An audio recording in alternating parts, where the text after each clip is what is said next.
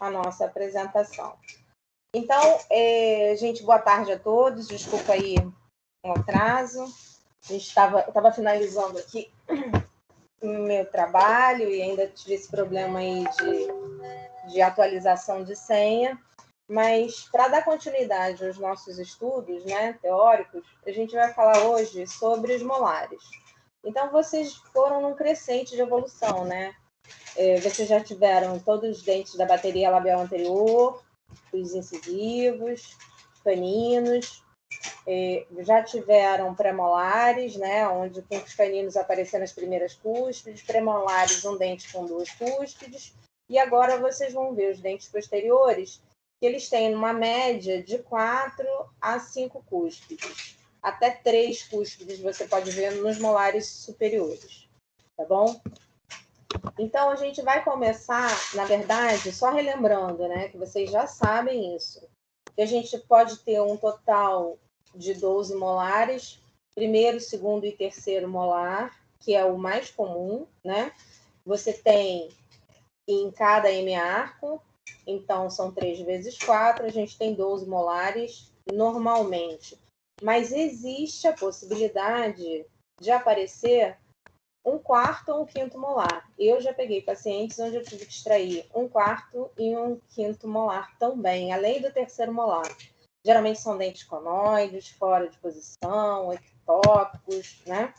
Mas não é impossível de acontecer. O padrão até o terceiro molar, mas na nossa evolução, normalmente, hoje em dia, o que está acontecendo é um desuso da mastigação, né? Porque antigamente se comia muito mais raiz, fazia muito mais força para dilacerar os alimentos, e com a evolução do ser humano e o emprego de alimentos mais pasteurizados, industrializados, os molares estão evoluindo.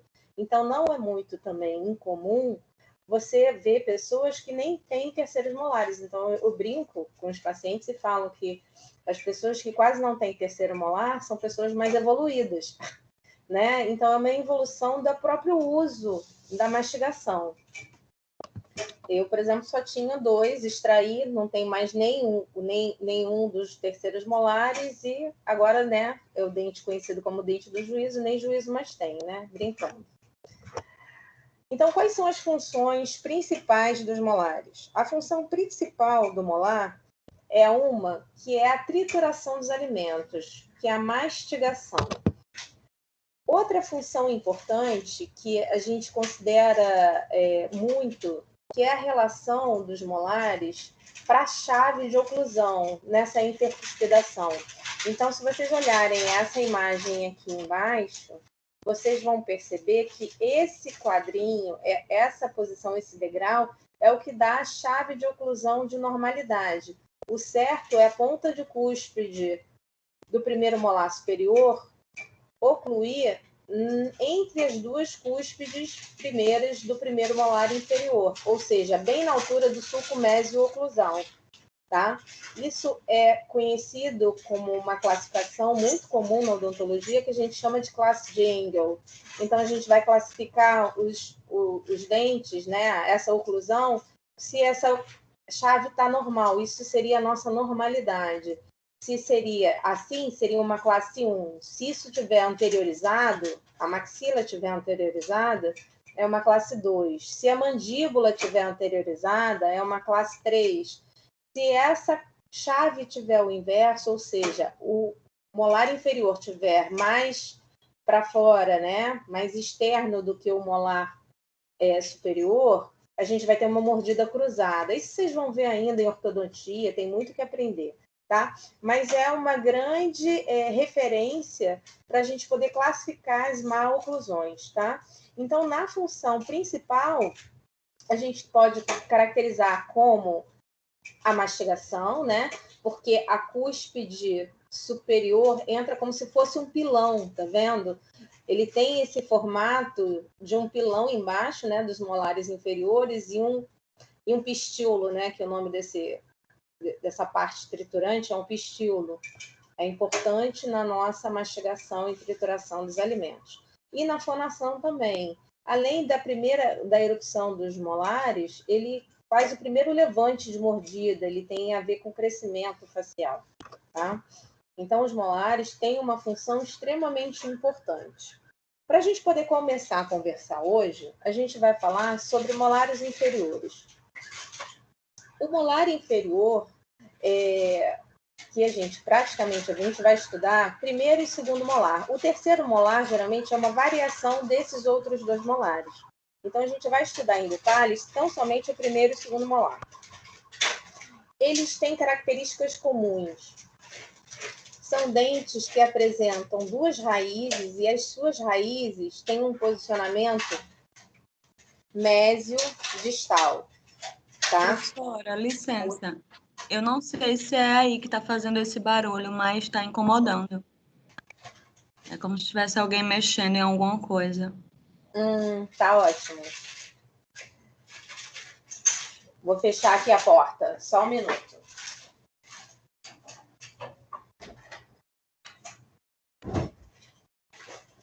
Vamos lá.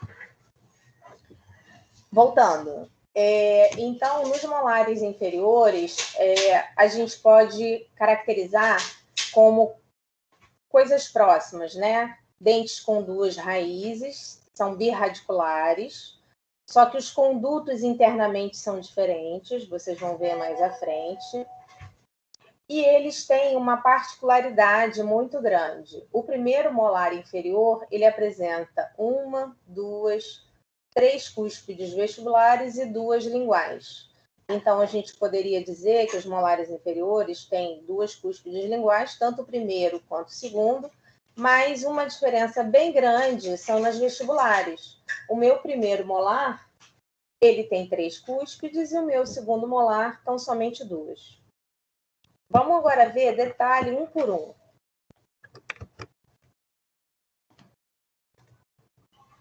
Então, se a gente for pensar na cronologia de irrupção, depois eu passo o vídeo de novo para vocês. A gente pode perceber que a dentição decídua, né, você começa a ter, antes de ter a troca de todos os dentes de leite, a gente vai ter a erupção inicialmente do primeiro molar inferior. Ele nasce mais distalmente ao segundo molar descido. Então, ele aparece em torno de 6, 7 anos e a sua risogênese completa por volta de 10 anos de idade. Tá? Então, é muito comum no primeiro molar inferior ser o primeiro dente a irromper e o primeiro dente a ter lesões cariosas. Por quê? Primeiro que os pais às vezes acham que é mais um dente descido, né, um dente de leite, que não precisa ter tanto cuidado. Esse é um grande erro. Segundo, que ele nasce atrás de um que já está erupcionado. Então, a escovação, se não for muito caprichada, peca, né? E aí acaba sendo um dente que você tem a primeira lesão de cárie, né, do dente permanente, além do que ser um dente que existe uma incidência altíssima de perda desses dentes, porque vai cariando com tanta facilidade, nessa época a criança acaba ingerindo mais açúcares, não tem a melhor higiene, enfim, não tem um controle adequado, os pais acabam não levando. É muito comum vocês atenderem pacientes com ausência do primeiro molar inferior, porque foi o primeiro dente acometido por cárie, virou um canal, do canal fraturou, não fez o canal, extraiu, tá? Então, é muito comum. Então, tem que prestar atenção que ele não cai nenhum dente descido para erupcionar. Ele erupciona sem a esfoliação de nenhum dente descido, atrás, tá? Exatamente aqui nessa posição. O segundo molar, ele já tem a sua irrupção em torno de 12 anos e a sua risogênese finaliza até os 16 anos de idade, tá? Agora, o nosso terceiros molares, ó, tanto superiores quanto inferiores, eles vão ter uma risogênese completa por volta de 16 anos. A coroa, né, se completa por volta de 16, desculpa. E rompe nessa faixa de 17, 16, 20, 21 anos, quando ele tem espaço, né, ele está bem posicionado. E sua raiz se completa também por volta de 18, 19 anos. E às vezes Tem tanta gente que fica aguardando, né, o dente vir e não faz o acompanhamento radiográfico, que em vez dele erupcionar, ele fica preso, impactado, e ele forma a raiz dentro do osso, tornando uma cirurgia de extração muito mais complicada. A gente ainda vai falar sobre os terceiros molares. Então, antes da gente ir falando dente por dente, a gente só vai lembrar que os molares, como os pré-molares, têm vertentes, né, e arestas formando uma cúspide, né? Então, eles têm um formato geométrico parecendo com uma pirâmide, que é o que vai dar essa forma, né, de uma, duas, três cúspides diferenciadas vestibulares e duas na lingual. Isso se for um primeiro molar inferior, tá bom? E as cúspides, lembrando que elas apresentam arestas, que é o encontro das vertentes, e um ponto mais alto, que é onde você tem a intercuspidação com a arcada superior.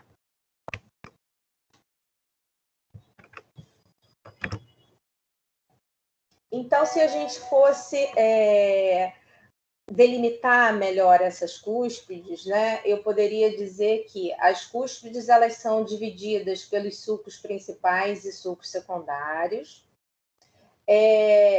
Ela recebe esse nome, e ela recebe o nome da cúspide, a qual face elas estão voltadas. Então, vamos olhar esse dente aqui, ó, esse molar. Ele tem uma, duas, três, quatro cúspides, onde você tem um sulco principal, no sentido mesodistal, e um sulco secundário no sentido vestíbulo lingual, tá? Essa cúspide aqui, ela está voltada para a face vestibular e para a face mesial. Então, qual seria o nome dessa cúspide? Cúspide, vestíbulo, mesial, tá bom? Então, as cúspides, elas possuem, se a gente fosse dividir ela em quatro, né, como aquela pirâmide que a gente viu, as linhas laranjinhas aqui são as arestas e as faces vermelhas são as vertentes, tá bom? Então, a gente tem arestas longitudinais, tanto para um lado mesial quanto distal, e as arestas transversais e internas, que seria o 2, e a externa, que seria o 4. Então, essas arestas cortam a minha cúspide em 4 faces, e essas faces são as vertentes, que elas podem ser internas e externas. E aí a gente vai falar se ela é mesial ou distal, referente a cada face do dente que você está voltado, tá bom? Então, qual seria o nome dessa cúspide aqui, ó, que eu estou passando o mouse? Vocês conseguem ver o meu mouse? Sem eu saber qual é o dente, qual seria o nome da cúspide? Quem fala? Não coloca no chat, não, porque eu não estou vendo o chat. Não consigo ver o chat daqui. Seria mesiolingual? Mesiolingual. Isso aí, muito obrigada. Exato, a mesiolingual. Então, até aqui tá fácil, né? E aí, então, a gente vai entrar num conceito importante para vocês não esquecerem o resto da vida de vocês. A gente tem uma função muito importante, né, de trituração de alimentos, maceração, na mastigação. Então, a gente tem cúspides que formam função importante nessa maceração dos alimentos. Então, a gente vai classificar essas cúspides como cúspide de trabalho e cúspide de balanceio. Vocês já começaram a oclusão? Sim ou não? Por favor. Alguém me responde? Não. Não? Não. Ah, tá ótimo. Então, vamos lá. Vocês vão lembrar das VIRPs.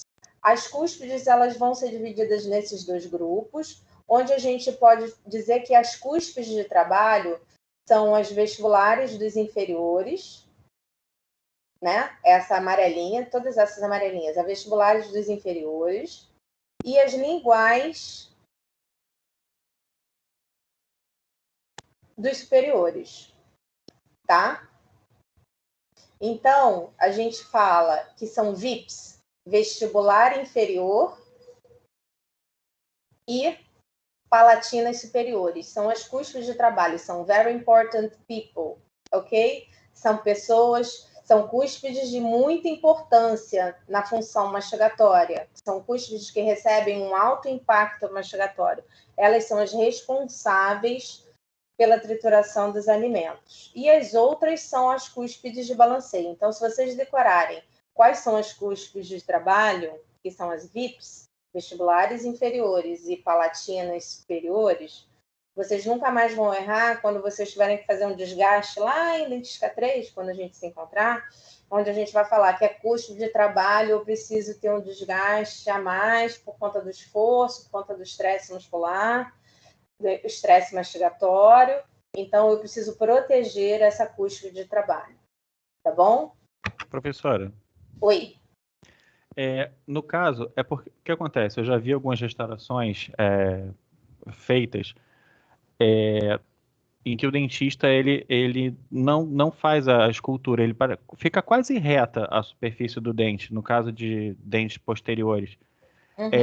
Então, quer dizer, o dente ele perde essa questão, né, perde uma função importante, né, na mastigação. É muito importante a gente aprender e saber fazer isso de uma maneira correta, porque você acaba fazendo um esforço mastigatório maior em outros dentes, né? Então, às vezes, o pré-molar fica sobrecarregado porque você não fez a escultura da maneira adequada, né? Às vezes acontece, assim, não estou justificando, não sei qual é o caso, mas se é uma restauração definitiva, não seria o adequado, tá bom? Mas foi uma definitiva, era uma cárie profunda. Uhum. Então, assim, tipo um panelão, né, que ela chamou lá, né? Então fez toda a parte oclusal do dente quase foi refeita com uma resina, só que o acabamento ficou quase reto, sem brincadeira. Chapado, isso mesmo. Procura outro profissional. Eu não tenho muito o que falar, gente, mas assim, é importante a gente reesculpir. Por isso que a gente aprende anatomia logo no início, né? Não é o correto. O que acontece por exemplo, às vezes você vai fazer um implante e você faz uma carga imediata e aquele dente não pode ter um excesso de contato. Mas é uma carga imediata provisória, né? Um trabalho provisório. Então, você deixa mesmo ele fora da oclusão, de propósito, né? Que não seria o caso do que você falou, mas quando é um trabalho definitivo, ele tem que ter todas as funções, né? Ele tem que ter contato, até porque senão o dente de cima vai destruir. Ele vai descer e você vai ocupar o espaço, você não vai conseguir reabilitar, né? Se for um molar inferior, por exemplo. É complicado. Então, por isso que a gente tem que respeitar a anatomia para poder fazer a restauração de uma melhor maneira possível, tá bom? Então, não esqueçam, very important people, VIPs, são as cúspides de trabalho, tá bom? Então, a gente consegue observar que esses nossos dentes, eles têm um formato, essas cúspides, piramidal, né? Só que é um piramidal que é mais... as cúspides de trabalho, que tem uma função maior, como elas sofrem muito impacto, elas não são tão pontiagudas. Pelo contrário, elas são meio globosas. Então, toda cúspide de trabalho ela é mais arredondada, porque ela sofre um desgaste natural do esmalte.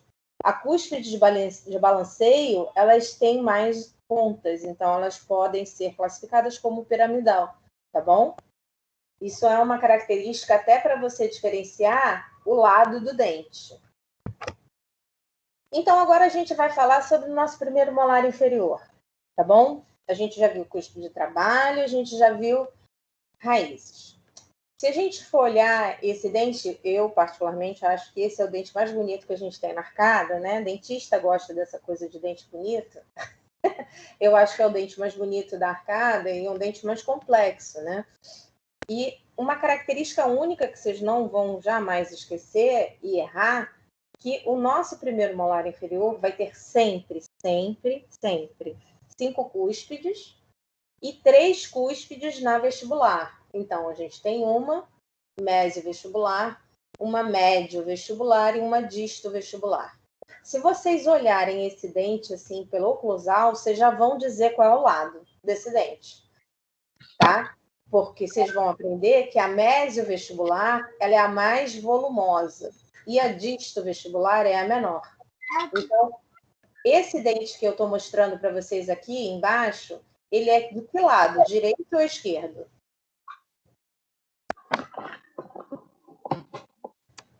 Que lado seria esse dente, gente? Vamos jogar a bolinha. Ih, tem um neném falando aí. Vamos lá. Então, esse aqui, olha, seria o da arcada inferior. Esquerda? Oi? Seria da arcada esquerda? Isso. Do nosso lado, né? Do paciente. Não, do paciente, né? A gente olhando para o paciente. O paciente aqui, ele está sentado na minha frente. Então, ele seria do lado direito. É o inverso. Sim, eu faço muita confusão com isso. Uma hora o cérebro vai engatar. A gente chega lá. Então, vamos lá. Quais são as características importantes do nosso primeiro molar inferior permanente? Então, ele tem 5 cúspides, eu posso dizer que ele é pentacuspidado.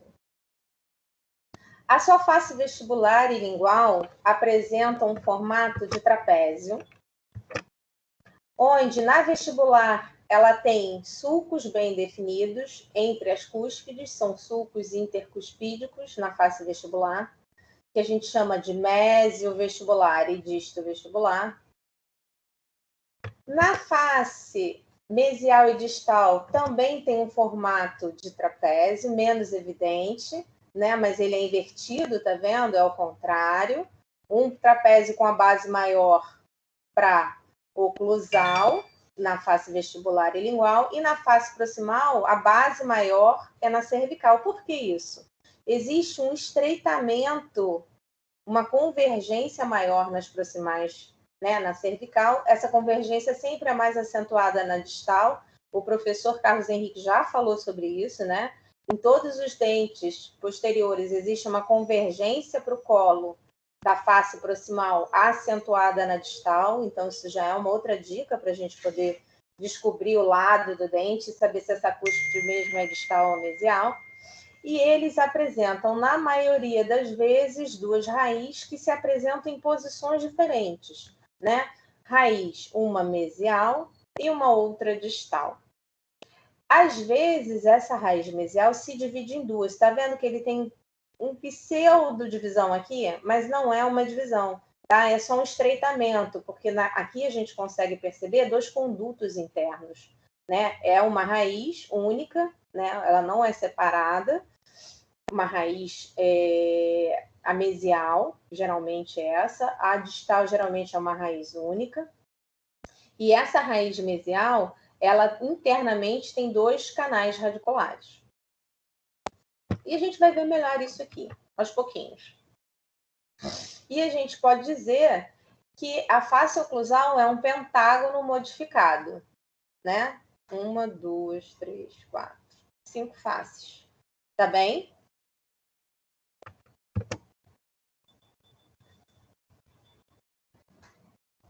O nosso segundo molar inferior, a gente ainda vai falar um pouquinho mais da oclusal de cada um, tá bom? Vamos só lembrar.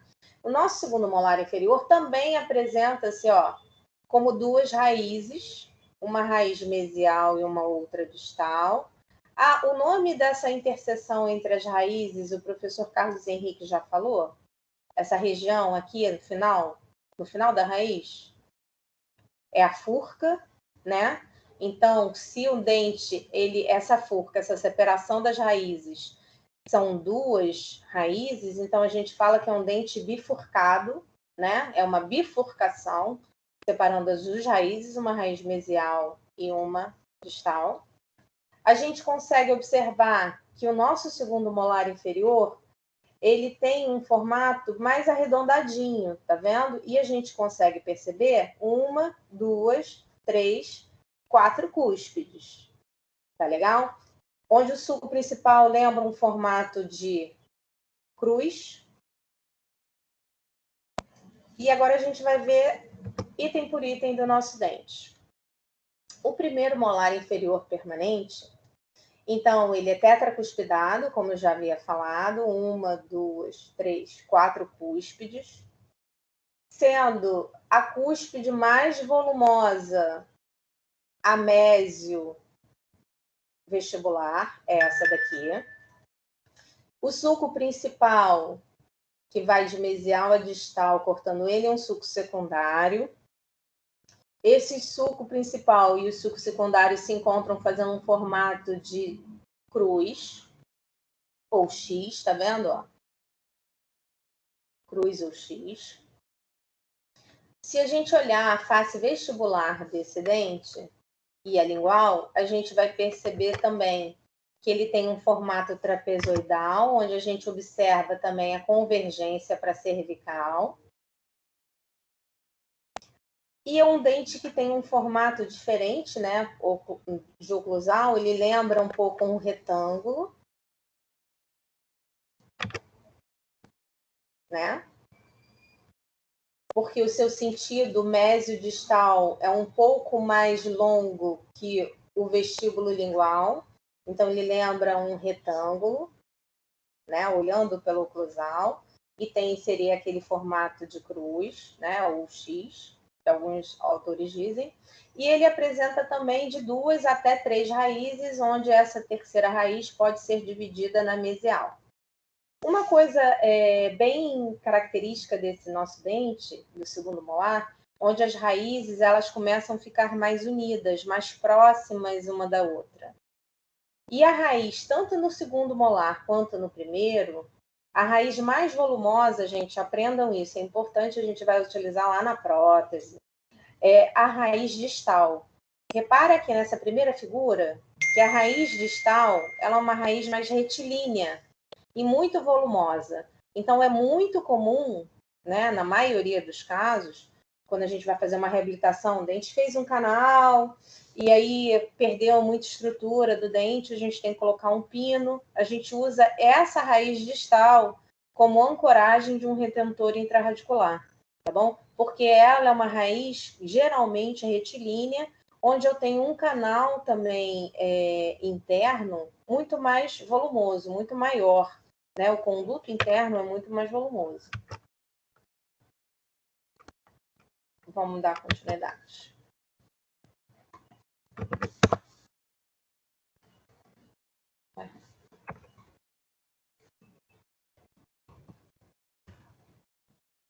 Travou aqui meu computador. Só um minutinho.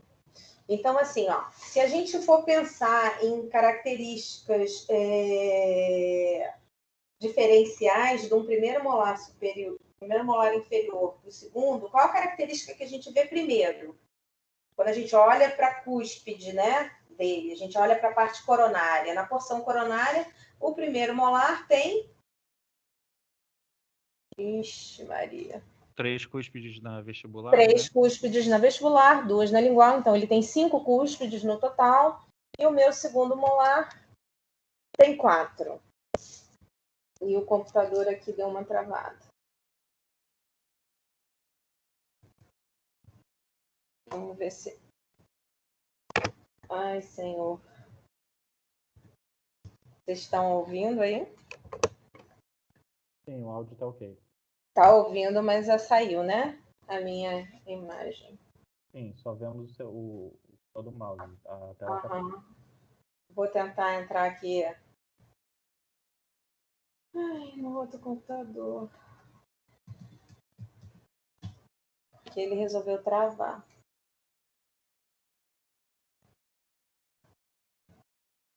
A tela continua sendo compartilhada, tanto é que a gente vê... Tá travado. Abriu. Tá vendo até o cursorzinho em azul voltou. Abriu. O PowerPoint não está respondendo. Aguardar programa responder. Segue aí. Apareceu a tela aqui? Agora? Sim, a gente está enxergando a tela. Tá bom. Ótimo. Então, vamos lá. Ok. Então, vamos nas características. Terminando aqui o nosso segundo molar permanente, a gente consegue perceber que o primeiro tem 5 cúspides e o segundo tem 4. Então, só aí é fácil da gente já decidir. Lembrem, tanto o primeiro molar quanto o segundo molar, a cúspide mais volumosa é a mesiovestibular. Então, quando vocês forem olhar o dente, como estava aqui nessa figura, a gente consegue perceber que a mais volumosa é o meu mesiovestibular. Então, por aqui eu já sei dizer se esse meu dente é do lado direito ou do lado esquerdo. Mas vamos fazer as características comuns e depois a gente vai diferenciar um de cada vez, tá? Então, os molares inferiores têm uma característica igual, tanto o primeiro quanto o segundo molar. Eu vou colocar assim, porque aí eu consigo ver se está tudo certinho aqui, tá? Dá para ver aqui, não dá? Tá muito ruim? Tá pequena a imagem para vocês? Ou tá boa? A imagem tá boa para vocês? Para mim tá legal. Tá? Então tá bem. O nosso molar inferior, ele tem como característica as cúspides vestibulares, tanto vestibulares quanto linguais, terem uma ordem decrescente de volume, ou seja, a mesovestibular será maior, a médio vestibular a intermediária, a disto vestibular a menor, no primeiro molar. No segundo, a mesovestibular ela é mais volumosa, tanto em largura quanto em altura, tá? E a disto vestibular é menor. Isso tanto as vestibulares quanto as linguais, tá bom? Então, a gente consegue perceber um tamanho decrescente de volume. Por quê, gente? Isso tem a ver com a oclusão. Se vocês forem pensar assim numa tesoura, passam no dedo como se fosse uma tesoura. Se você botar o toque, que é o mais alto, anterior, a tesoura abre só um pouquinho. Se você botar o toque mais alto lá atrás, a tesoura não fecha. Né? O dedo, se vocês colocarem seu dedo no meio como se fosse uma tesoura, a tesoura não fecha. Então, ela não pode ser mais alta lá em cima, senão o paciente vai ficar com a mordida aberta. Então, isso tem a ver com a oclusão, que a gente chama que é uma curva de Spee, e a anatomia do dente para que você consiga fechar a mordida de uma maneira satisfatória. Né? Quando você faz uma restauração ao contrário, por exemplo, onde essa cúspide distal ela é maior do que a minha mesiovestibular, o que vai acontecer? O paciente, quando for ocluir, ele não vai fechar a boca. Vai ter uma interferência oclusal aqui muito importante. Então, é importante a gente saber essa característica do dente, né? Que as cúspides mesiais são mais altas e mais volumosas. As distais são sempre menores. E que a mesial e a distal, as faces, convergem para a lingual, tanto no meu primeiro molar quanto no meu segundo. Eles têm como características comuns também. Os dois têm 2 cúspides somente na lingual e um sulco que vem da oclusal, do meu sulco principal, ocluso lingual, que é um sulco secundário. Ok? Até aí tudo bem? Fácil, né? Agora, se a gente olhar a vestibular, eu já de cara vou saber que aqui é um primeiro molar. A professora me falou que 3 cúspides vestibulares conseguem identificar meu primeiro molar. 2 somente o segundo molar. A gente consegue perceber a mesma ordem decrescente de volume das cúspides, né? De altura e de volume. A mesovestibular também mais alta, tá vendo? Por uma face vestibular. Os diâmetros mesiodistal são maiores que o cérvico-oclusal. Então, esse meu diâmetro mesiodistal é maior do que o cérvico-oclusal, tanto no meu primeiro quanto no meu segundo molar. Eles apresentam, a gente já falou para vocês, uma forma de trapézio, onde existe uma convergência maior das faces proximais para a cervical, sempre na minha face distal. A borda distal é sempre mais convergente e mais convexa, tá? Tanto no meu primeiro molar quanto no meu segundo, existe uma convergência acentuada. Outra característica bem importante do nosso primeiro molar, deixa eu voltar aqui que eu quero mostrar. Vocês conseguem observar que existe uma projeção do esmalte aqui para a minha junção? Sabe qual é o nome dessa junção entre o esmalte e a raiz? É junção amelo, que aqui a raiz a gente tem um outro tecido, né? É o cemento. Junção amelo-cementária. Então, nessa junção amelo-cementária, se vocês olharem a face vestibular, existe uma projeção do esmalte, sempre para a região de furca, né? Nessa interseção das raízes. Existe uma projeção do esmalte. Isso é uma outra coisa que ajuda a diferenciar a face do dente, né? Se ele é vestibular e lingual. É muito característico mais na vestibular isso.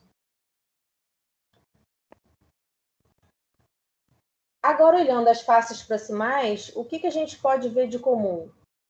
Todos os dentes posteriores existem na região de terço oclusal uma bossa aqui, uma bossa no terço oclusal, esse volume aqui, ó, tá vendo? Vermelhinho, que é um excesso de esmalte que é responsável pelo ponto de contato, ou seja, essa ligação de um dente com o outro, para ele ficar bem justinho e você poder mastigar e não entrar alimento. Então, esse aumento de volume de esmalte, a gente chama de bossa nesse terço oclusal, que é responsável pela formação do ponto de contato. Então, sempre nesse terço oclusal, ele é mais volumoso nessa face proximal, tá? Tanto na vestibular, não, tanto na mesial quanto na distal, tá bom? Proximais. Tanto na mesial quanto na distal, a gente tem esse aumento de volume nesse terço oclusal. Já, se nós observarmos as vestibulares e as linguais, as duas fazem uma convergência acentuada para o oclusal, as faces, tá vendo? Eles, nesse terço oclusal, elas convergem para o oclusal, senão ficar um dente parecendo uma flor muito grande, eles convergem, até porque a minha cúspide... Qual é a cúspide de trabalho mesmo do molar inferior, gente?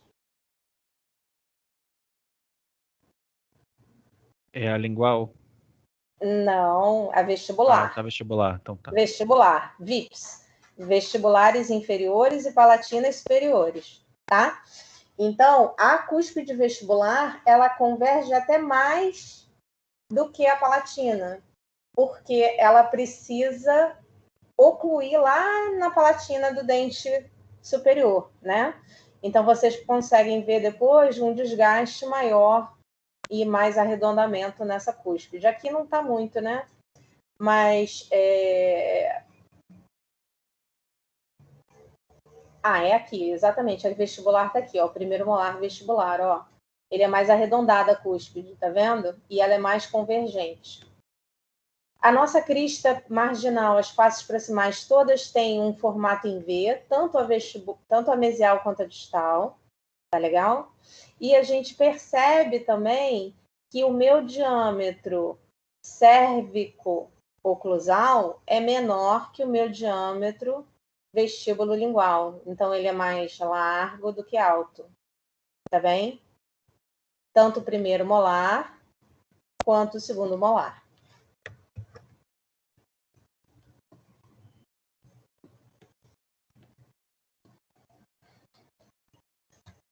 Agora, então, aquele detalhe que eu falei para vocês, ó, a linha do colo, que é essa junção amelo-dente cementária, né? Ela tem nos dentes posteriores uma característica importante, que é essa extensão para a região de furca na vestibular, ó. Aqui está ampliado, dá para ver bem, né?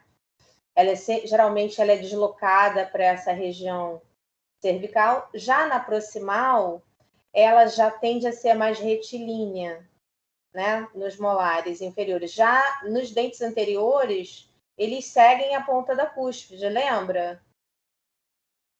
Que eles seguiam a ponta da cúspide no canino, ó, essa região, era diferente o formato. Nos dentes posteriores, eles tendem a ser mais retilíneos e com uma projeção para vestibular para a região de Furca.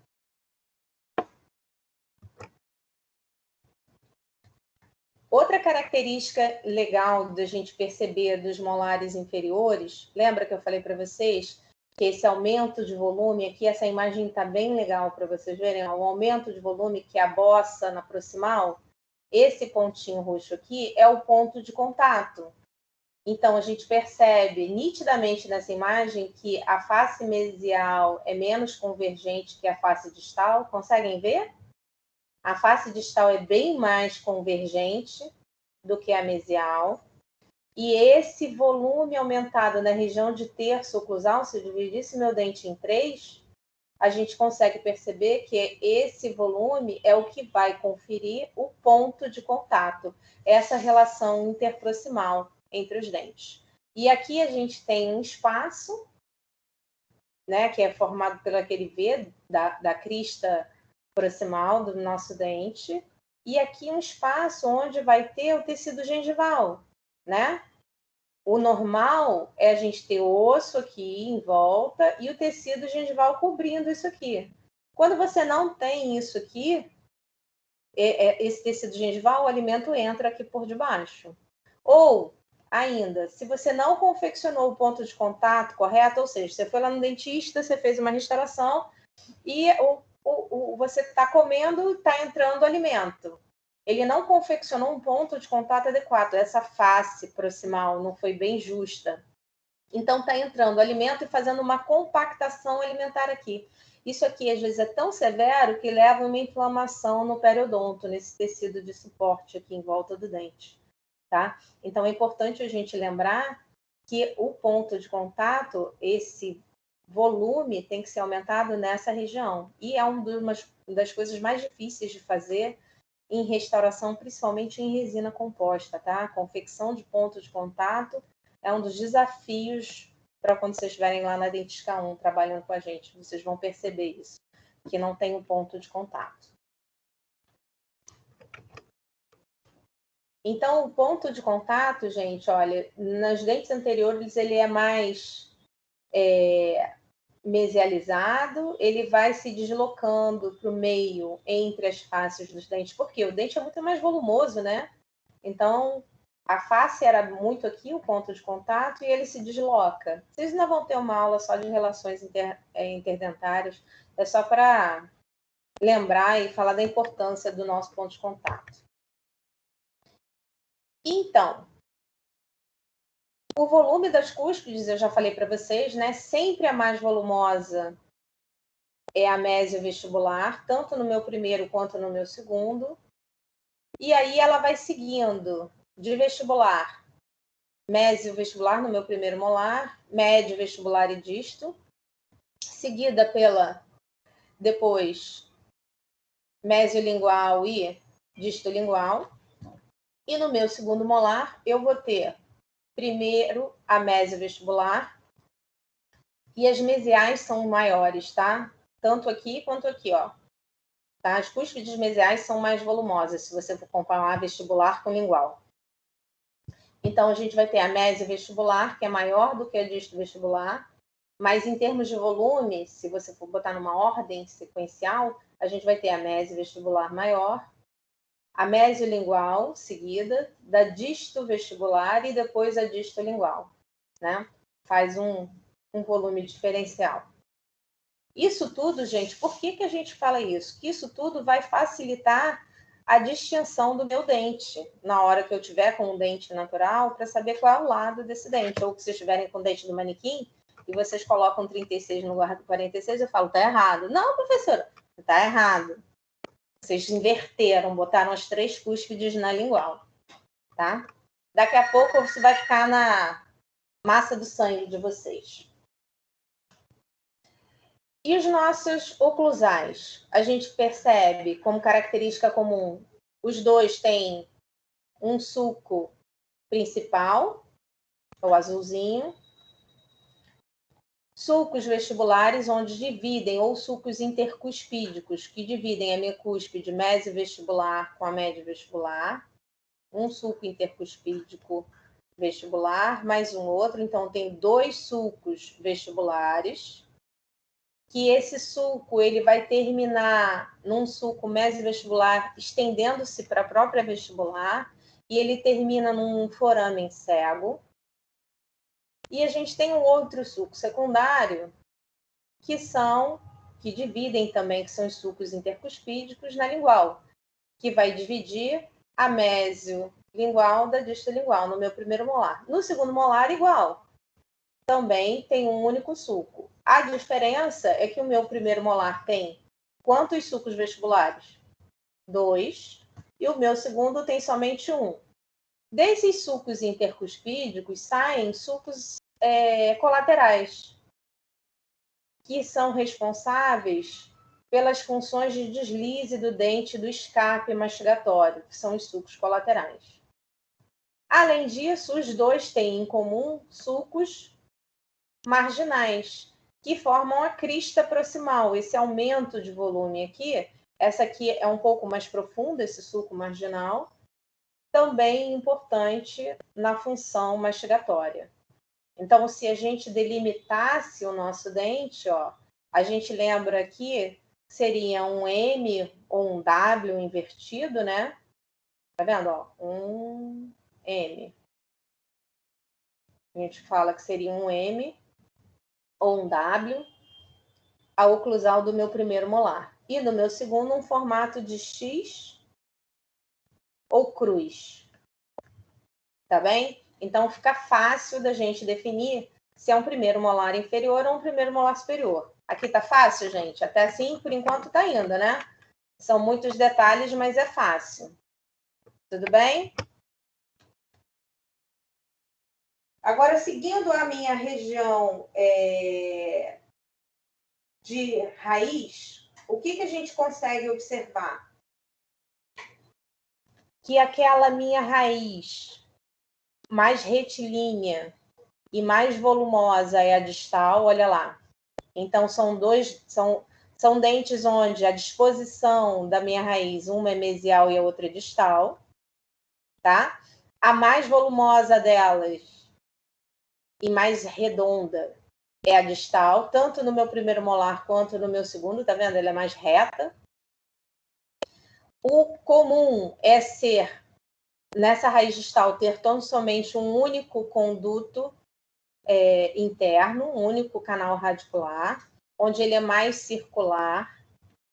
E na mesial, ele pode ter uma única raiz ou 2, e elas geralmente são mais convergentes para a distal, né? Elas não são tão retilíneas. E dentro dessa minha raiz mesial, normalmente eu tenho 2 condutos, onde esses condutos podem ser separados, esses canais radiculares, eles podem ser separados. Então, a gente diz que a gente tem um conduto mesio-vestibular e um conduto mesio-lingual. Ou então, eles ficam em forma de elipse, eles se juntam, tá bom? Só que é um canal mais curvo.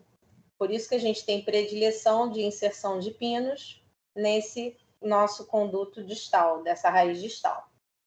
Até aí, tudo bem, gente? Posso continuar? Dúvidas? Estamos ficando? Oi, pode falar, por favor. Não, eu disse que pode continuar assim. Tá ótimo, então. Então, vamos lá.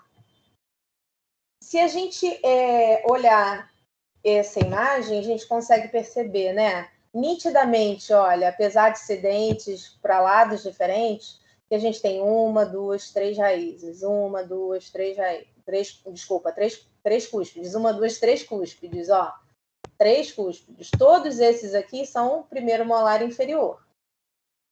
E aqui a gente tem 2 cúspides. E aí a gente vai ter que ver se ele é superior ou inferior. Mas, de antemão, isso aqui são molares, segundo molares inferiores. Olha, importante, gente, lembra que eu falei que aquele sulco ocluso mesial, né, que separa a mésio vestibular da minha médio vestibular, ele se estende até a vestibular e termina, às vezes, num forame cego? Então, nessa região aqui, geralmente a gente tem uma região de má coalescência do esmalte. Ele não é 100% coalescido, esse forame, né? Ele começa, mas não termina, né? Por isso que a gente fala que é um forame cego. Então, é muito comum ter cavidade nessa região. Vocês vão ver lá em dentística 3 que isso tem uma classe específica para essa região. Uma classificação de Black, que a gente chama de classe 1. Tanto no primeiro molar, tá vendo? Quanto no segundo molar, acontece muito isso. Então, vocês vão ver muito uma lesãozinha de cárie, às vezes nessa região de foramezinho, né? Porque o sulco termina num forame, como se fosse um defeito no esmalte. Uma alteração anatômica, na verdade, que se você não higienizar bem, vai cavitar, tá? E agora, para a gente finalizar no terceiro molar inferior, a gente pode dizer que os terceiros molares são os menores, né? De volume, tanto do primeiro quanto do segundo, geralmente eles são menores, mas isso também não quer ser uma regra, tá? Os terceiros molares não são tão estudados porque eles podem imitar tanto o primeiro molar quanto o segundo, mas via de regra eles são menores. As raízes geralmente são fusionadas, principalmente os molares. Os terceiros molares superiores são mais fusionadas, os inferiores são menos. Eles têm vários números subsecundários e por muitas vezes eles se apresentam semi-impactados ou impactados, ou ainda você não tem o germe do terceiro molar, que eu falei que são pessoas mais evoluídas. Então, só para a gente poder ver umas fotinhos, olha lá. Esse aqui, ó, tem 1, 2, 3, tem 4 cúspides. Parece um primeiro molar, mas tem 4. E muitas vezes as raízes... Oi? Alô? Alguém quer falar alguma coisa? Alguém está com o microfone ligado? E muitas vezes a raiz, então, voltando, como ele não teve muito espaço para vir, para erupcionar, ele apresenta isso, ó, essa alteração que a gente fala de perninha de bailarina, é dilaceração da raiz. Ela é dilacerada, ela é modificada. Em vez dela crescer certo, porque de repente ela não tinha espaço, ela cresce toda alterada, né? A raiz se forma de uma maneira toda alterada. Então, o terceiro molar, ele não tem um padrão único. Por isso que a gente não estuda ele tão frequentemente. E na maioria das vezes, eles vêm em erupção em lugares ectópicos, né? Em lugares fora. Então, olha lá, ó, só para vocês terem uma ideia de uma radiografia, uma panorâmica, olha um terceiro molar que ele não erupcionou totalmente e nem nunca vai erupcionar porque ele está semi-incluso, ele está impactado no meu segundo molar aqui. Então, esse dente aqui, se você não fizer nada, ou ele vai reabsorver o segundo molar do dente natural, porque ele faz tanta força na risogênese que ele pode reabsorver essa raiz. Eu tive um colega que teve esse caso e teve que extrair o dente depois, colega médico, que ele não quis fazer quando a gente fez o achado radiográfico. Ele esperou, 3 anos depois, ele chegou cheio de dor, a erupção do dente foi tão forte, né? A força de erupção foi tão grande, que fraturou, reabsorveu a raiz e fraturou o segundo molar. Então, em vez dele extrair um terceiro molar, ele extraiu o terceiro e o segundo. Ele teve que fazer a extração de 2 dentes. Tá bom? Então, aqui é um caso de um dente semi-incluso, porque ele já rompeu o osso. Aqui é um dente que já foi erupcionado, né? Não está mais incluso, não tem osso em volta, mas ele está indo lá para a orelha, ó, quase um piercing, não tem muito espaço. Um outro aqui também, ó, que está semi-incluso, mas não está impactado. Tá? Ele está vindo, só que ele não erupcionou todo, ele está dentro do ramo da mandíbula. Então, nesses casos, é melhor fazer extração. Só que quando a gente faz a extração no terceiro molar, a gente geralmente extrai o de baixo e o de cima. Não adianta você ficar só com um. Se você for extrair o de baixo, você tem que extrair o de cima. Se ele não tiver em oclusão, porque senão esse dente ele pode ir descendo pela força da gravidade e acabar mastigando o tecido gengival aqui embaixo e, na verdade, ele só piora. É difícil de higienizar, né? Por isso que hoje em dia a gente quase não faz mais manutenção dos terceiros molares. Outro, olha lá, ó, incluso ou impactado. Incluso ele tem que estar todo dentro do osso, como esse aqui, ó. Eu achei bonitinho esse aqui, né? Pô, para de empurrar, empurra tanto que pode reabsorver, ó, a raiz. E extrair o dente com a raiz formada é pior. Então, se vocês estão pensando em extrair ou não, façam antes que a raiz esteja formada. A extração é muito mais fácil, muito melhor. Então, por que é importante a gente ver a característica anatômica desse dente? É para quando você for fazer, igual o Fernando falou lá, fez uma restauração aqui, uma restauração em resina. Faça uma restauração em resina satisfatória, né? Com sucos secundários, suco principal, de preferência os sucos colaterais, com acabamento e polimento de uma maneira adequada, tá bom? Vocês têm condições de fazer isso. E depois a gente vai praticar na cera. E vamos fazer um dente lindo desses. Eu tenho certeza que vocês vão chegar a esse padrão de trabalho. Tá bom? Agora, a gente, em relação a referências bibliográficas, a gente já passou esse livro para vocês, né? Do Glauco, que é muito bom. O do Madeira também. Esse aqui é o mais antigo, do Cantizano. Então, foi da onde a gente tirou a referência para essas aulas. Agora, a gente vai ver a outra aula dos molares superiores. Dúvida, gente? Perguntem, aproveitem, que é agora, it's now or never. Conseguem continuar? Pode perguntar. A senhora tinha falado sobre os molares, que o forame no final do suco, ele pode cavitar, né? Aí eu queria saber se pode ser, como isso é anatômico, algumas pessoas já têm, né? Pelo que eu entendi, eu quero saber se pode ser feito algo antes que isso aconteça. Então, o que a gente faz hoje em dia, mais comumente, assim, primeiro, controle de escovação, né?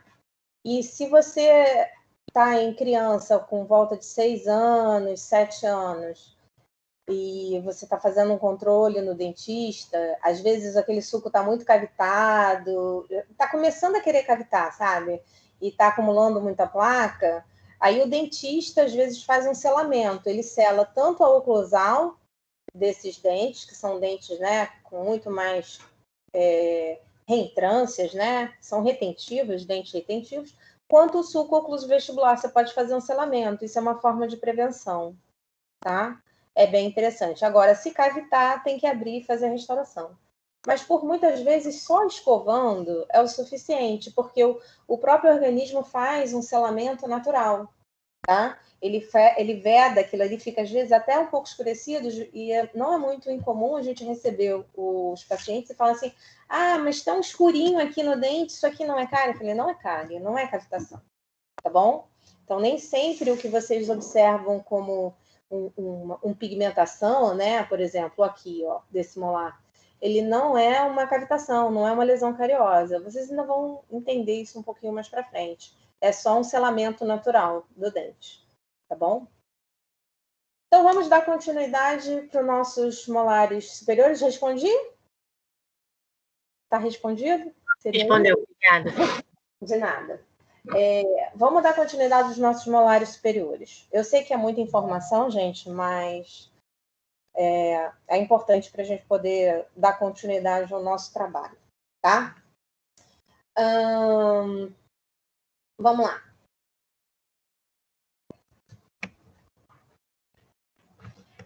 Então, os nossos molares superiores têm uma característica, se você for olhar a raiz, muito importante. Primeira coisa que a gente vai ver. Os molares superiores têm, via de regra, 3 raízes. 2 vestibulares e uma palatina. Então, isso já é uma característica muito grande de você pegar o dente e falar assim, meu Deus, e agora? Se eu der para vocês o dente, como é que eu vou saber se ele é superior ou inferior? Essa é a primeira característica. Os dentes superiores, na maioria dos casos, têm 3 raízes, tá? Então, a gente vai estudar dente por dente desses molares superiores. Olha lá, ó. Todos eles, tanto o primeiro molar quanto o segundo, tem 3 raízes. O que vai diferir do nosso molar inferior. Isso aí já é uma dica fácil, né? E rápida. A gente consegue observar, olhando a porção radicular, que o nosso primeiro molar superior, ele tem 3 raízes e eles lembram uma garra aqui, sabe, na vestibular.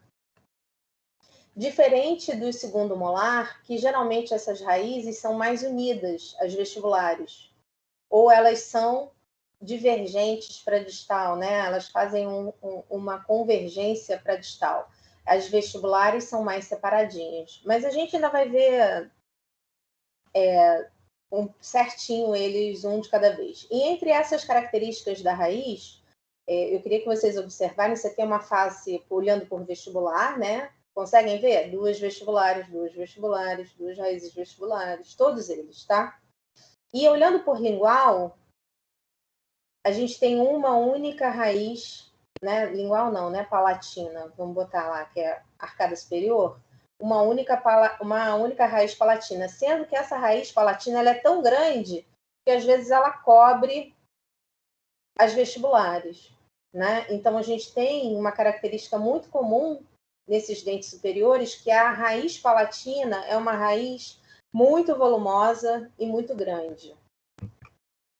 Então, de funções dos molares superiores, é praticamente a mesma dos molares inferiores, além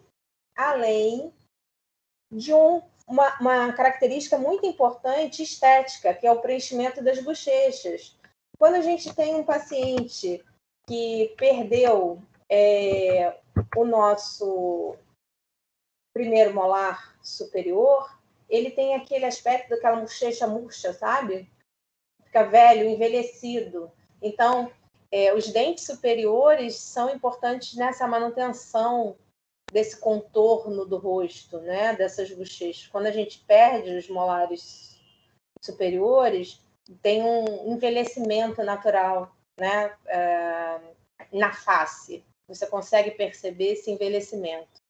Então, ele é importante ainda na trituração. E quais são as cúspides de trabalho mesmo dos meus dentes superiores? Quem lembra mesmo? As cúspides de trabalho, lembra? VIPs, vestibulares inferiores e palatina dos superiores. Então, assim, se a gente for pensar da mesma maneira na cronologia de irrupção, os primeiros molares, eles vão ter a sua irrupção, ou seja, eles vão aparecer na cavidade por volta de 6, 7 anos, também sem a perda de nenhum outro dente descido, onde a sua raiz, a rizogênese, completa por volta de 10 anos. E o nosso segundo, de 12 a 13, ele rompe também sem esfoliar nenhum outro dente. E a raiz se completa ao torno de 15, 16 anos de idade. Então, vamos ver o nosso primeiro molar superior permanente. Se eu olhar pela vestibular, eu consigo perceber a porção coronária. Vamos estudar a coroa agora. Que eu tenho 2 cúspides. Opa, já é diferente do meu primeiro molar inferior, né? Eu tinha 3 cúspides. Essa é uma característica bem diferente. Elas apresentam a mesma ordem decrescente de volume, onde a minha cúspide mesial ela é mais alta e mais larga, ela é mais volumosa do que a cúspide distal.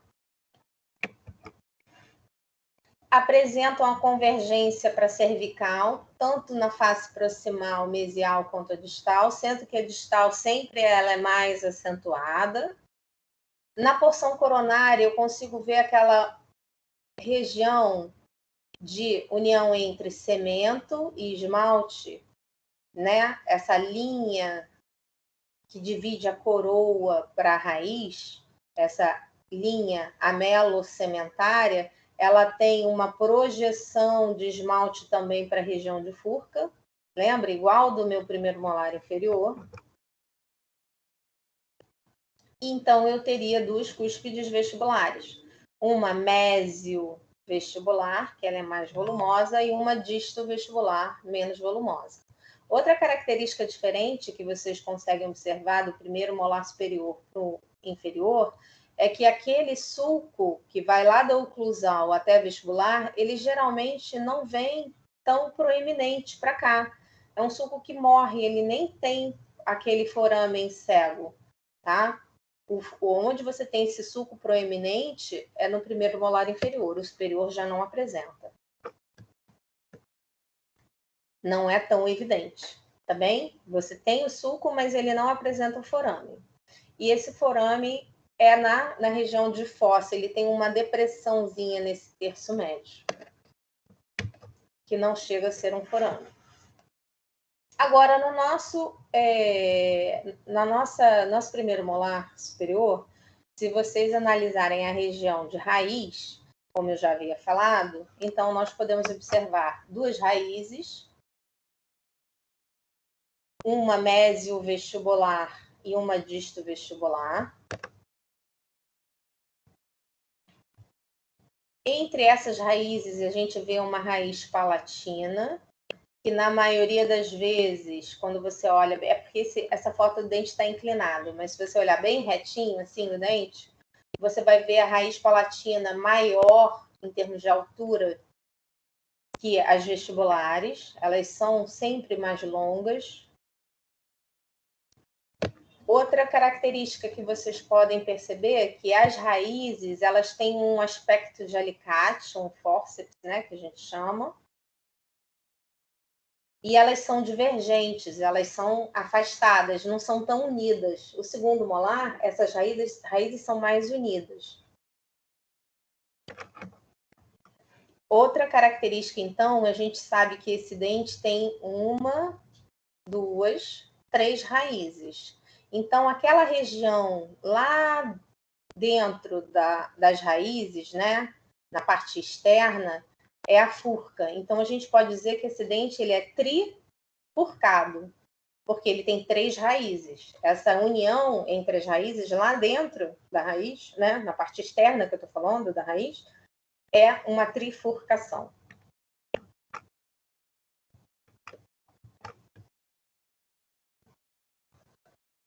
Agora, olhando por palatina, a porção coronária, a gente vê na raiz, olha lá, uma raiz bem volumosa na palatina. Na porção coronária, a gente consegue observar que a minha face palatina é maior que a vestibular. Tá vendo? Eu estou olhando por palatina, eu não consigo ver nem quase as cúspides vestibulares, tá bom? E a minha cúspide maior de todas desse primeiro molar superior é a cúspide, uma cúspide palatina. Então, a mesiolingual ou a mesiopalatina, ela é a mais volumosa de todas, diferentemente do inferior, que a gente percebeu que a mais volumosa sempre é a mesiovestibular. Desse primeiro molar superior, a mais volumosa é a mesiolingual. E se vocês forem traçar uma reta, né, de cúspide, da mesial à distal, da lingual e mesial à distal na vestibular, a gente vê que eles têm um diâmetro maior na palatina. Por quê, gente?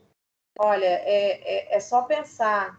Lembra que a cúspide de trabalho que faz esforço não é a palatina dos superiores? Então, elas precisam ser cúspides com alto esforço, mas que resistam ao esforço mastigatório. Então, são cúspides maiores mesmo, tá? Mais volumosas, mais arredondadas, a ponta dela, as vestibulares são mais pontiagudas. Então, isso é uma característica anatômica de reforço mesmo do próprio dente, tá? Outra coisa importante que a gente consegue observar nesse dente é a presença de uma proeminência nessa cúspide mesiovestibular, que é como se fosse quase uma quinta cúspide, né? A gente percebe 1, 2, 3, 4 cúspides, e aqui como se fosse uma garrinha, é uma quinta cúspide. É conhecida como tubérculo de Carabelli. Mais de 70% dos casos dos primeiros molares superiores, permanentes, tem esse tubérculo Carabelli. Então, se eu falo para vocês que o tubérculo de Carabelli está posicionado sempre na cúspide de maior volume, e a cúspide de maior volume é mesiolingual, eu já consigo saber se esse dente, qual é? Ó, eu estou olhando ele de cima. Se eu botar ele em posição e transformar isso aí para mim é lingual, mesiolingual, qual é esse dente? Que dente a gente está falando? Primeiro molar superior permanente do lado direito ou esquerdo? É o 16 ou 26? Quem tem que projetar isso? Vê se vocês conseguem fazer essa projeção. A maior é a mesial. Que dente é esse aqui que eu estou vendo? 16 ou 26? Quem se arrisca? 16. Ó, coloca como se fosse a sua mão, como se você estivesse vendo sua mão, e você transfere ele para mesial. Tem que virar ele em 3D. Transfere ele para mesial. É o 26. É o 26 do paciente. Tá? A mesiolingual é a mais volumosa. Outra coisa importante que a gente percebe na coroa. Um sulco bem definido, que é um sulco de marcoalescência de esmalte, um sulco ocluso palatino. Ela vai até a palatina, ó. Segue até a palatina do dente, que é praticamente o que separa as duas raízes. Desculpa, as duas coroas. Ixi, as duas cúspides. Que separa as duas cúspides, a cúspide mesial da cúspide distal, tá? Então, esse sulco ocluso palatino é um sulco que normalmente tem muita lesão de cárie também. Vocês vão aprender lá na dentística a fazer um preparo específico para trabalhar nesse sulco, que é um preparo tipo coacium composto. E outra informação importante nessa face oclusal do meu primeiro molar, como características de reforço do dente. Eu não falei que a cúspide palatina é a cúspide de trabalho e que precisa ser uma cúspide de alta resistência? Então, para ela ter uma resistência maior, ela tem uma estrutura aqui no meio que a gente chama de ponte de esmalte. É um reforço de esmalte. Você vê que o sulco principal ele é interrompido? Ele não é um sulco bem definido, como a gente viu lá no primeiro molar inferior. Ele começa aqui, ele quase que some e vem para cá. Então, essa estrutura que liga a cúspide mesiolingual da disto vestibular, esse reforço em esmalte se chama ponte de esmalte, tá? Então, ela é muito importante nessa estrutura de reforço do nosso dente. Então, olhando lá por porção palatina, na relação radicular, o que eu vejo? Olha lá. Uma única raiz, muito mais volumosa, e ela é a maior de todas.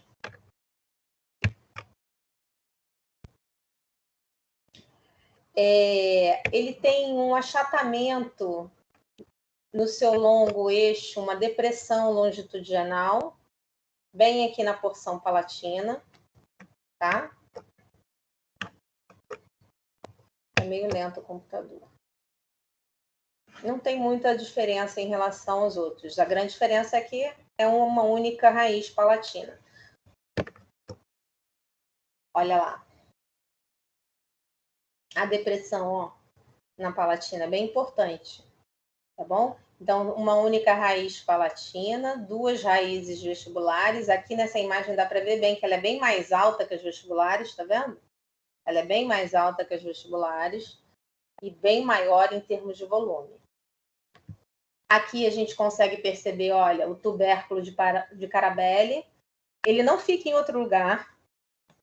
Então, se você tem o tubérculo de Carabelli identificado, você consegue perceber já que essa é a cúspide mais volumosa, é a minha mesiolingual.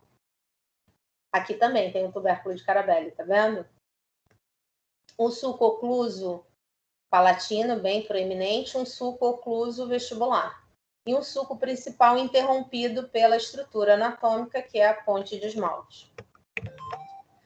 Resumindo, o nosso primeiro molar permanente é basicamente isso. Tá bem? Viu o tubérculo de Carabelli circulado. Então, se a gente for olhar por proximal, o que a gente consegue observar?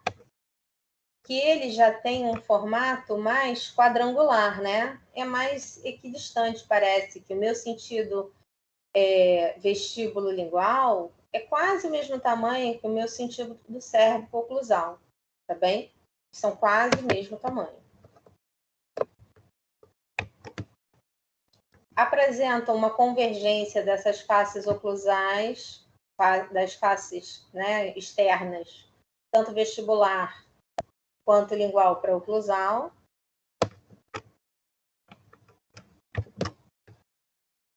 E a margem proximal segue o mesmo padrão dos molares inferiores, em V, né? Porque é o que vai dar o formato da ponta da cúspide, né? Se eles ficarem retos, viram um quadrado.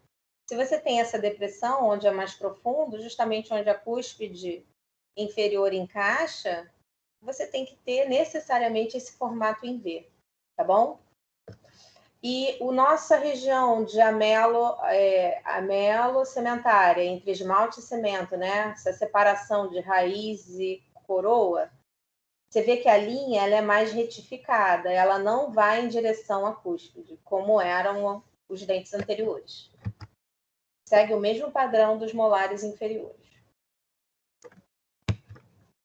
Na mesial, a gente vai perceber que é sempre a vestíbulo lingual ela é mais larga do que a cérvico-oclusal, ela é mais curta, né? Essa distância sempre mais curta.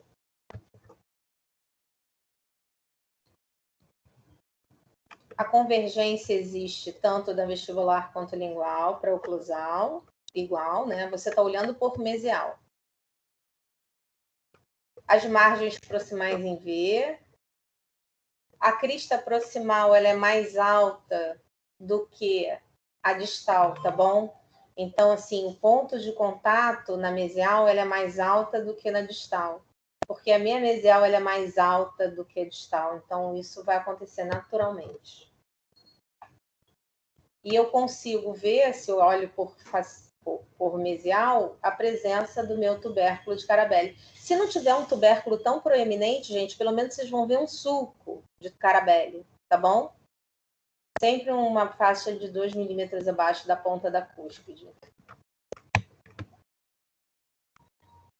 E a minha cúspide mesovestibular, ela é mais alta do que a palatina. Até porque o que sofre maior impacto mastigatório é a palatina. Então, a ponta das cúspides de esmalte acaba se desgastando também. Tá legal?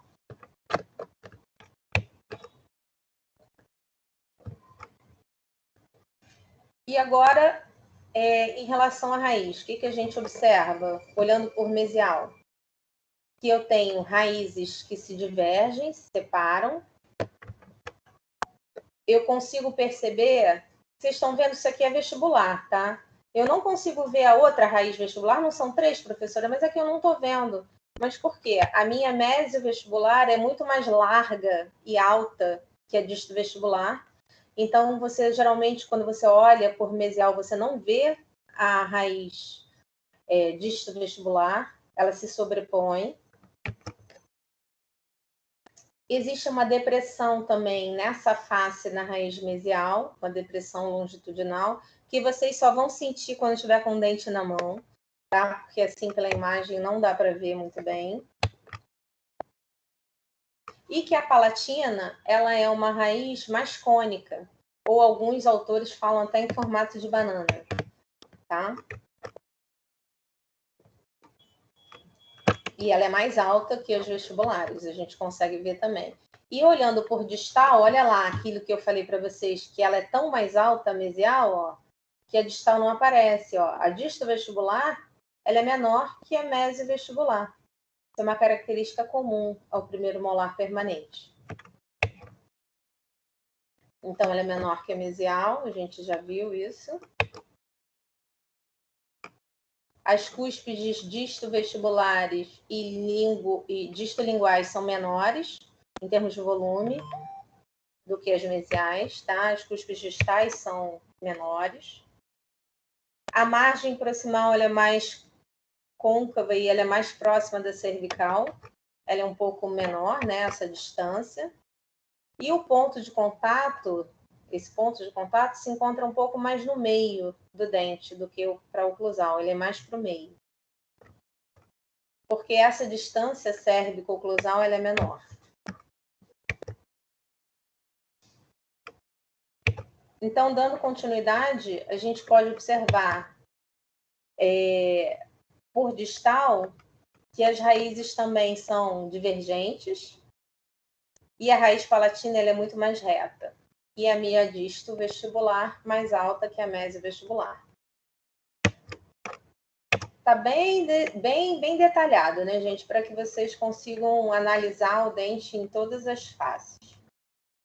Então, olhando por oclusal, o que eu percebo? Que o nosso dente, nosso primeiro molar permanente, ele tem 1, 2, 3, 4 cúspides, certo? Qual é a mais volumosa mesmo? Das cúspides? Quem fala? Vocês ainda estão aí?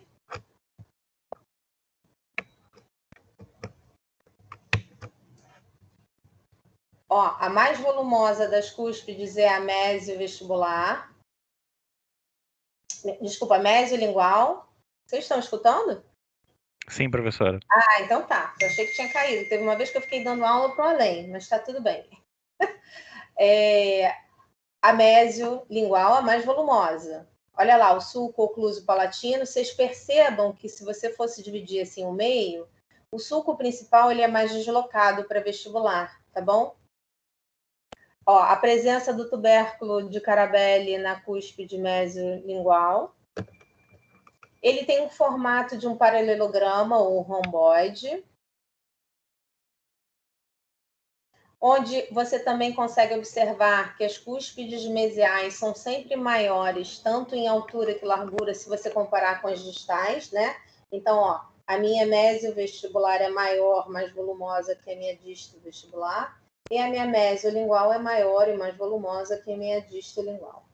Tá? Professora, Oi. o tubérculo de Caravelli, ele sempre é assim tão evidenciado ou ele pode ser bastante discreto?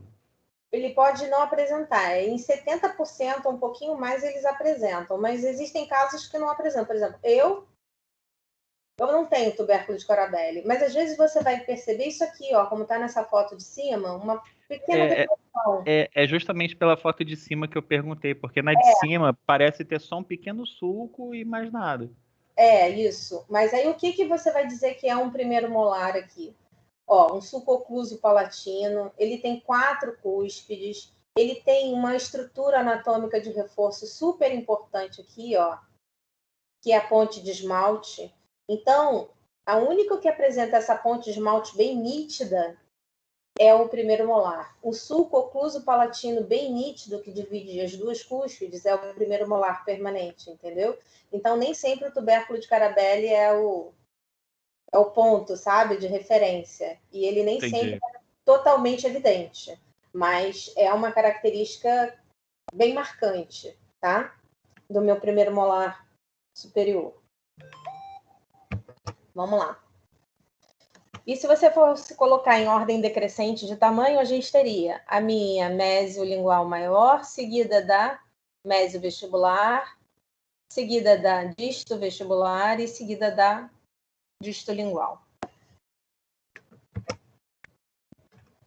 Vamos dar uma continuidade para a gente finalizar praticamente esse molar permanente. resumindo, né? A gente tem 3 raízes. Face mesial e distal tem um formato meio quadrangular. As vestibulares em forma de trapézio, porque eles são convergentes para oclusal, vestibular e lingual.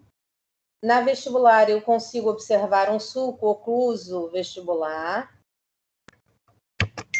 Na minha face palatina, um sulco bem importante que divide as duas cúspides palatinas, que é o sulco ocluso palatino. A presença do tubérculo de Carabelli na maioria dos casos. E a presença da ponte de esmalte, que é essa estrutura de reforço, que liga a cúspide mesiolingual à minha disto vestibular. Tá? Então, essas são as características que você vai conseguir diferenciar se eu estou falando de um dente 16 ou um 36, ou diferenciar ele de outros molares, principalmente os inferiores. Professora, então Oi. a ponte de esmalte, ela, me tira só uma dúvida, ela é presente só no primeiro ou ela está nos outros molares também, só que ela é mais evidente no primeiro? Ela é mais evidente no primeiro molar. Mas os 3 molares têm a ponte. No superior, o segundo. O terceiro, geralmente, não. O segundo, às vezes, tem algo parecido à ponte de esmalte. Eu vou mostrar para vocês, tá? Tá. Mas a característica maior é o volume, ó. É o volume maior da mesiolingual. É muito volumosa. Tá? E o ocluso palatino, esse suco ocluso palatino é bem definido, que o segundo molar não tem. Tá bem? Então, aqui a gente poderia dizer que a gente está falando de um primeiro molar permanente superior, e aqui também. Só que aqui, olha aqui, ó. Olha o tubérculo de Carabelli. De um lado e o do outro. Então, um é o 26 e o outro é o 16. Tá bom? Porque as mesiais estão em lados opostos aqui. Vamos continuar no nosso segundo molar agora. Vai? Foi. Então, como eu havia dito para vocês, parecido com o nosso primeiro molar, ele também apresenta 2 raízes vestibulares. É um dente também que tem 3 raízes, normalmente. Ele é todo menor que o primeiro molar permanente, mas se você não tiver como comparar, como é que vocês vão saber, né? Mas, assim, comparando, ele é menor que o primeiro molar. Ele tem a mesma ordem decrescente de volume das cúspides. A mesial ela é mais alta e mais volumosa que a distal.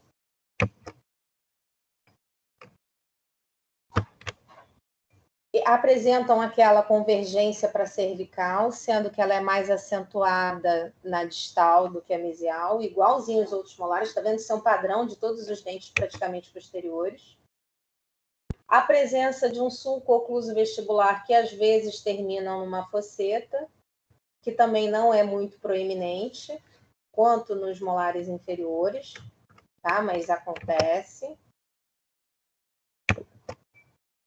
E o que você consegue perceber que aquela linha amelocementária, ela também se projeta para a região de Furca. Né? Existe uma projeção do esmalte para a região de Furca, por vestibular. E reparem que as raízes desse segundo molar, eles são raízes mais unidas, diferentes do meu primeiro. O primeiro molar, as raízes são mais separadas. O segundo, as raízes são mais unidas. Né? Não unidas, também mais próximas. Tá bem? Então, a gente tem 3 raízes, na maioria dos casos, ou 38%, uns 38%, ou 2 raízes estão somente, onde essa raiz mesial, elas são tão próximas que elas se unem, tá vendo? Então, às vezes, você tem tão somente 2 raízes, uma vestibular e uma palatina, ou 3 raízes, 2 vestibulares e uma palatina.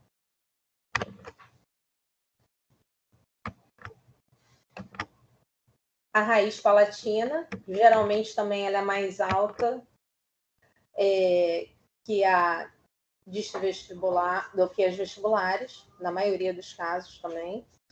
E a raiz mesial, ela é bem mais proeminente do que a distal. Isso é uma via de regra bem grande do nosso segundo molar. A raiz mesial, ela é muito mais alta e volumosa do que a distal. Isso segue praticamente a mesma coisa, né? E elas são mais convergentes, onde a raiz do nosso primeiro molar lembra até aquele alicate, lembra? Elas são um pouquinho mais afastadas, elas começam divergentes e convergem lá na região apical. Então tem aquele formato de alicate, ou fórceps, né? Que eles chamam.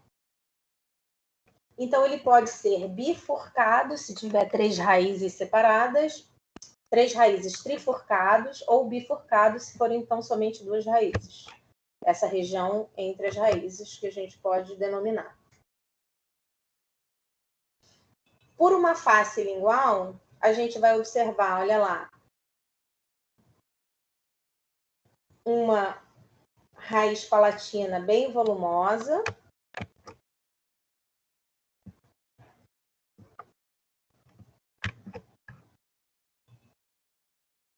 Ele é menor mesiodistalmente do que a vestibular.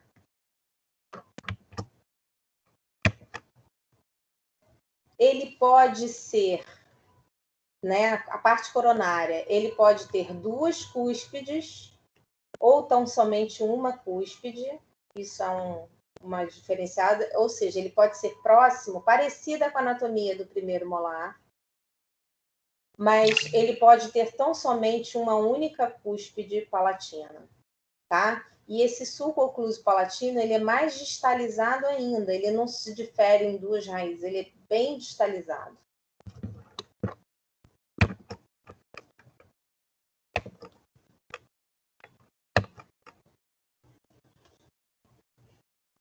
Se nós formos olhar por mesial, a porção coronária, a gente observa um formato mais quadrangular também, onde ele é mais largo do que alto, né?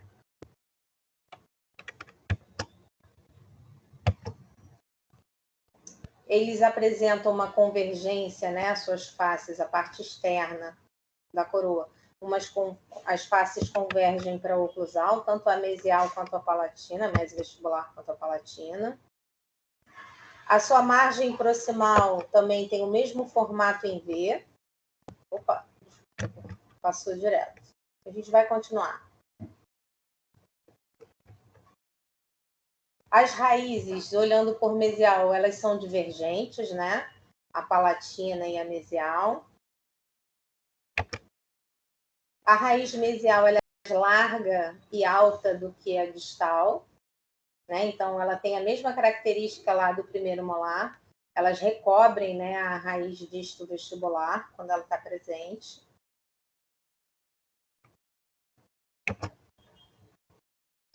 Apresenta aquela mesma depressão na mesial longitudinal.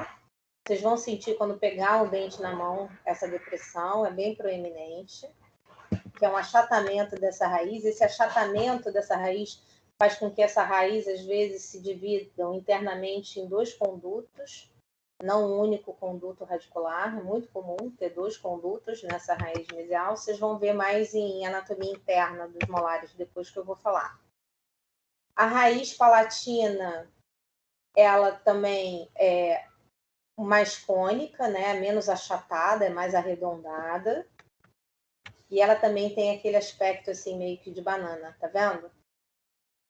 Mas ainda é mais retilínea do que a mesial. Também é a raiz que a gente tem predileção para ancorar um pino.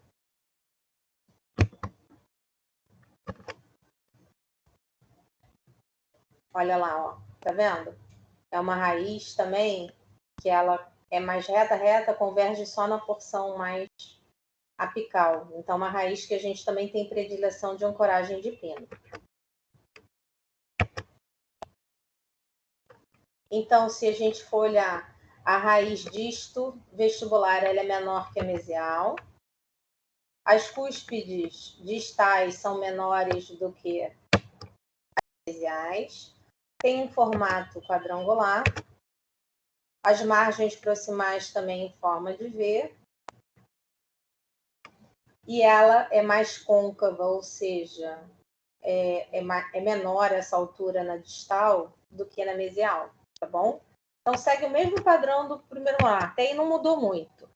E o ponto de contato na distal é mais no meio, na mesial é mais para oclusal. Igualzinho do primeiro molar permanente superior, tá bem?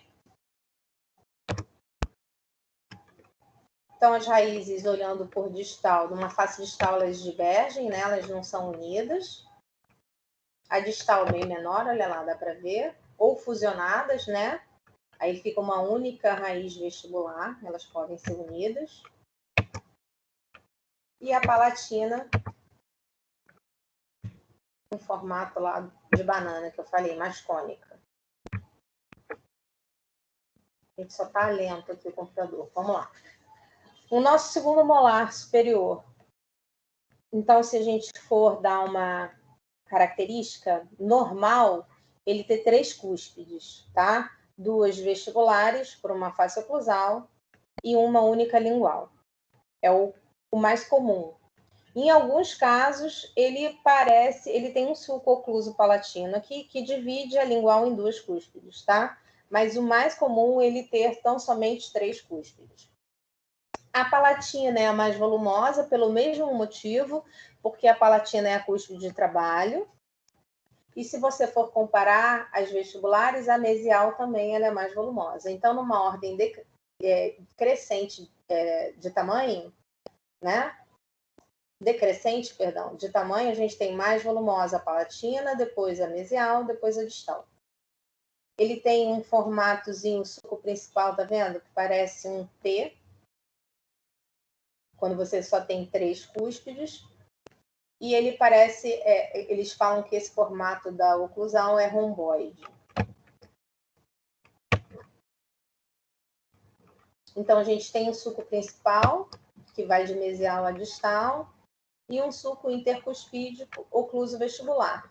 Mas, em alguns casos, uma fosseta central. Em alguns casos, essa nossa oclusal pode ser parecida com o meu primeiro molar. E aí é que vem o problema, né? Mas, Flávia, e aí? Como é que eu vou diferenciar se o dente é segundo ou primeiro molar? Primeiro, pelo volume. Ele é muito menor, né? Ele é muito menor. Então, se ele tiver 4 cúspides e o formato romboide, parecidíssimo com o meu primeiro molar superior, a gente vai ter, em ordem de volume, a minha mesiopalatina maior, seguida de mesial, disto vestibular, mesovestibular, disto vestibular e a disto palatina. É igualzinho. Mas o que eu consigo perceber aqui que é diferente do meu primeiro molar? O que vocês acham? Olha só. O suco ocluso palatino não é muito evidente, mas ok, aqui tem. Não tem tubérculo de carabelle, suco de carabelle, nada, absolutamente nada.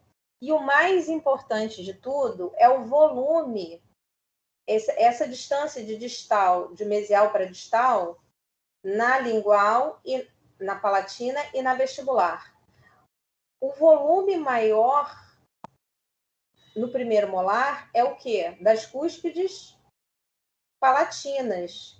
Então, essa distância é bem mais acentuada no primeiro molar do que no segundo. No segundo, vocês conseguem perceber que se eu traçar uma reta aqui, ó, da ponta da cúspide para a ponta da cúspide aqui, para a parte externa, na vestibular, ela é maior do que a minha lingual, que as faces convergem para a lingual. Então, essa é uma característica importante e diferencial para você saber se ele é um segundo molar ou ele é um primeiro. O segundo molar, toda essa porção palatina ela é menor. Então, elas convergem, tá vendo como as faces convergem para a palatina? Lá é o contrário. A palatina ela é maior do que a vestibular. Né? No primeiro molar é maior que a vestibular. A gente ainda vai ver melhor isso. Vocês vão conseguir identificar. Eu vou botar uma comparação no final para a gente conseguir entender. Então, resumindo no nosso segundo molar, ele pode apresentar de 3 a 2 raízes. Se forem 3, são 2 vestibulares e uma palatina. Se forem 2, é uma única vestibular e uma única palatina. Ele pode ser tri ou tetracuspidado, ou seja, ter 3 ou 4 cúspides. Na vestibular, ele apresenta um formato de trapézio. Pelas faces proximais, um formato quadrangular. Pela oclusal, ele é romboide.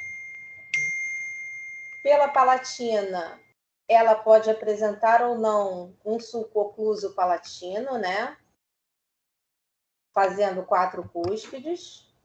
A ponte de esmalte é praticamente inexistente. Ela não é uma proeminência tão assim protuberante, tão importante. E outra coisa que vocês percebem é que o meu primeiro molar, o sulco principal começava aqui, ó. A palatina era muito, muito, muito mais volumosa. E aqui não tem presença de tubérculo, suco de carabelle, nada no segundo molar. Então, essas seriam as características diferenciais entre o segundo molar e o primeiro molar, tá? E aí? Olha lá, ó. Segundo molar. 2 cúspides vestibulares, uma palatina.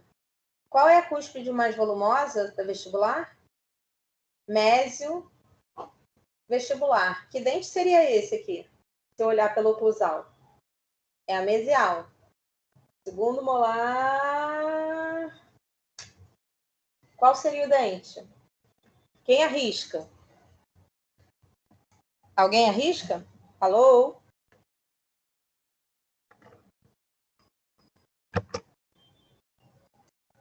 Professora, estou te ouvindo, só não. Tá ouvindo? Ninguém arrisca? arriscar. É o 27. Então, tá bom. Aqui é o 27, o outro seria também, olha lá, ó. Esse já tem 4 cúspides. Esse aqui só tem 3 cúspides. Tem um sulco ocluso palatino. Não tem tubérculo de carabelle. A ponte de esmalte é quase inexistente. O sulco é bem definido, tá vendo? Eu consigo ver um sulco principal aqui bem definido, diferente do meu primeiro molar permanente. E aqui a mésia vestibular, ela é mais alta, é bem proeminente, é mais volumosa. Então, eu estaria vendo um dente 17. É difícil nesse momento, eu sei, mas a gente vai chegar lá.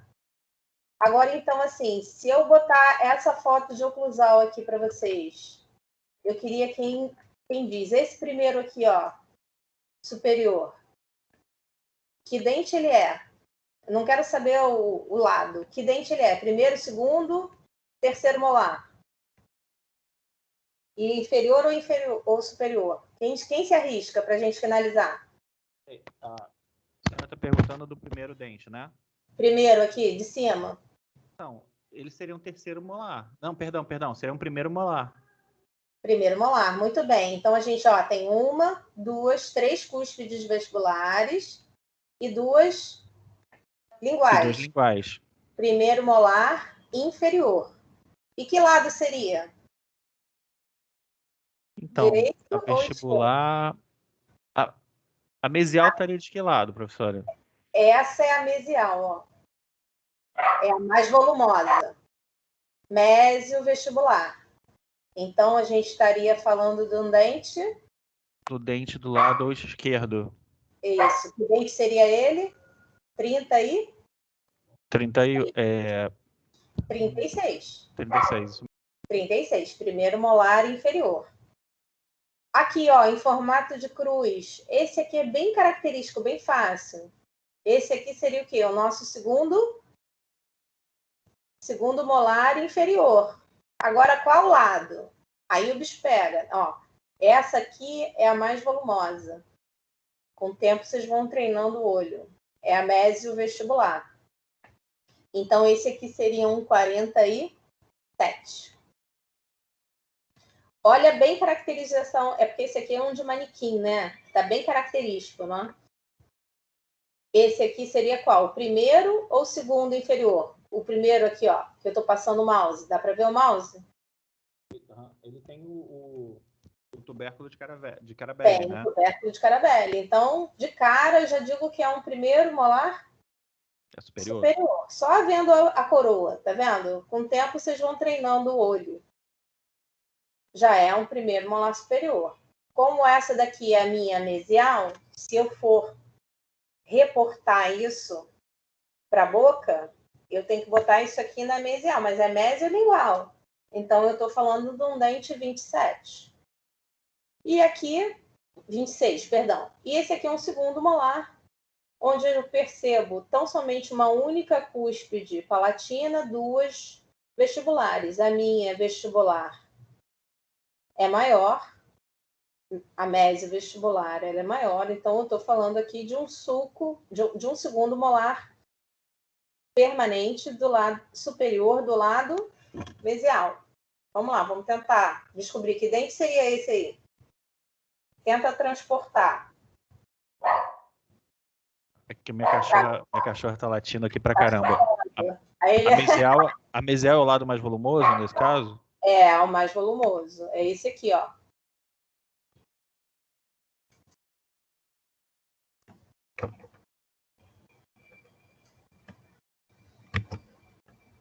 E aí a gente está falando do 27. Mas então, gente, eu sei que a aula é grande, é muita informação, a gente juntou 2 aulas para a gente poder depois ter mais tempo, e a gente ainda vai ter aula de anatomia interna. Então, assim, o objetivo é assim, no início, quando vocês estiverem esculpidos, vocês já falam assim, eu não vou conseguir fazer isso não, professor, você acha que eu vou esculpir sincera?